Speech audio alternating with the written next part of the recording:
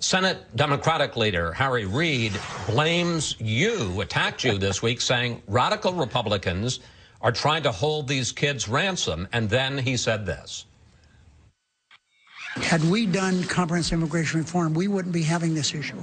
And everyone here,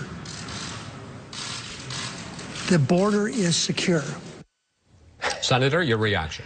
Well, you know, President Obama and Harry Reid, but both engage in debates divorced from the facts and divorced from the reality. Harry Reid lives in the Ritz-Carlton in Washington, D.C., and I'm sure from his perspective the border seems secure. I would invite Harry Reid to come with me down to Texas and see the border. On the border, we are seeing the opposite of following the law. The border is not secured. 90,000 children are expected to come into this country illegally this year, and Harry Reid says the border is secure. A child being entrusted to a vicious drug dealer is being horrifically mistreated. You know, several weeks ago, I was down at Lackland Air Force Base, where there are about 1,200 children being kept there. And a senior official there described to me how these drug dealers, they have these kids, and sometimes in the process of bringing them illegally to this country, they hold them for ransom.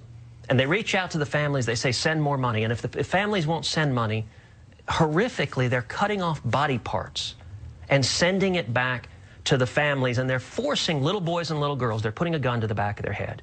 And they're saying, cut off the fingers, cut off the ears of another child. And if the child refuses, they're shooting and killing that kid. And what this senior official said is we're having kids arrive here. Some of them are maimed, have been through horrific torture, and others have enormous psychological trauma from being forced to carry that out on pain of death.